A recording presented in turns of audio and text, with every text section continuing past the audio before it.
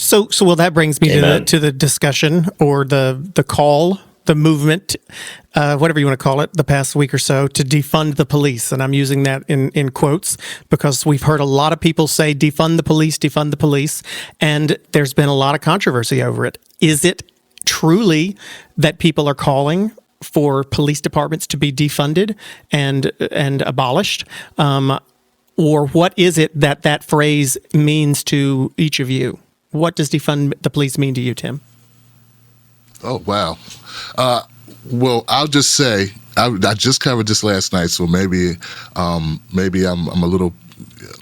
Look, defund the police is a horrible phrase, okay? I don't agree with the branding. We got to get better at branding our stuff. There's there's two sectors, bro. There are these activists that do want to get rid of the police and have no police at all, okay? That exists. Those are people. That's a small, minute area of people. Why do they get so much attention then?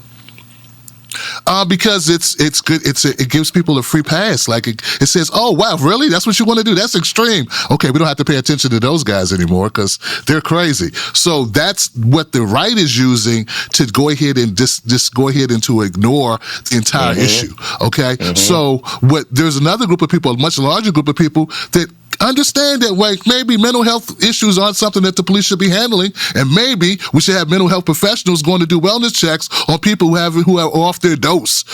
So when I say defund the police, I'm thinking more of reallocation, restructuring. How about new age policing? How about policing for the 21st century? How about we step out of the Stone Age with the way that we fund policing and the way that we handle issues in our communities? Since you talked about it recently, do you know off the top of your head or at all if there are examples of police forces or law enforcement in any other country or other city that might be an ideal to work for in your mind?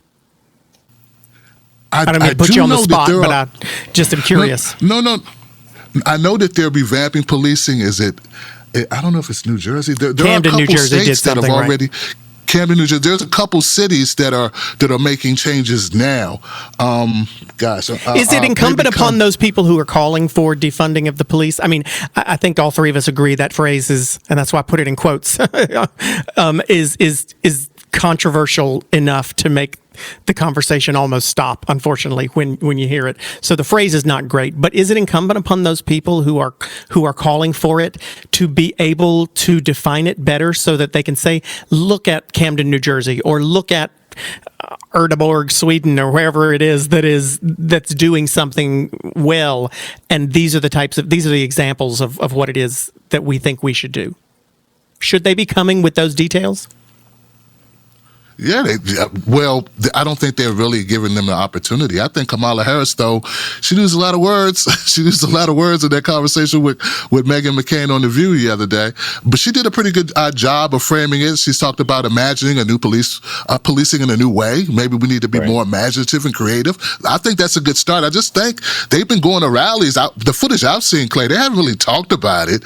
What they're showing on Fox News is not a real conversation with the people, asking questions. It's more of them saying, hey, look at this lady at this, look what they said to the mayor of Minneapolis, and look how horrible that is. And next, let's talk about how horrible that was, instead of talking to people who have a better understanding. Hey, they could have invited John or me on, and we would have articulated it in a way that's more acceptable and more digestible, and people would understand. When it came with facts about, that 1/4 of the shootings that we see or don't see actually by the cops are people who have mental health issues, and that's almost, in some places, it's half the shootings. Half of the federal shootings are people with mental health issues, and cops are not trained, and cops don't want to do that job. Yes. And frankly, cops have too big a job. Everything from get my kitty out the tree to domestic violence to an active shooter is in the mall. Like, that's too much of a range for you not to know what your day is going to be like. And I think some police should be elite police who handle more at-risk, more high-traffic, more high-risk portions of the job. And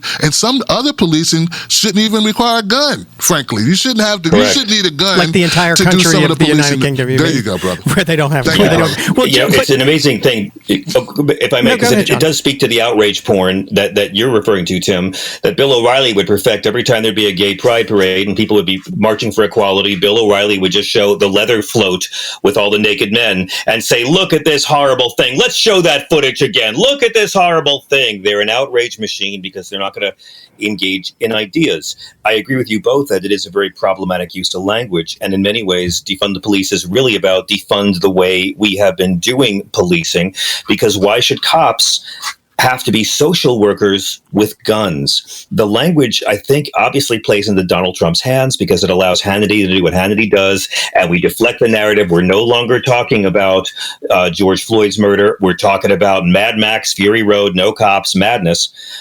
But it also, and Trump will fundraise off it, Trump will lie that Biden wants to do it, but it also plays into Biden's hands as well, because Biden has already distanced himself from it. And we all know, with no disrespect to Democratic presidential nominees, the path to winning usually involves throwing leftist pet projects under the bus very publicly to appeal to moderates. Joe Biden's going to come out and say, that's not me, folks. I don't want to do that. It's going to make Joe Biden look like the sensible moderate. And then if he brings on Kamala Harris or Val Demings, he's going to have an African-American woman cop on the ticket with him to deflect all the charges that they're building up from this propaganda now of defund the police. And at the end of the day, it's just a negotiating tactic. It's the protesters bringing a knife to a knife fight. Hey, I'm Clay Aiken. To hear the full episode, subscribe to This Politicon podcast on the iHeartRadio app, Apple Podcasts, Spotify, Stitcher, Google Podcasts, or wherever you listen to pods. Please subscribe, rate, and review the show. Go to Politicon.com, follow @Politicon on social media, and listen to a new pod episode of How the Heck every Thursday.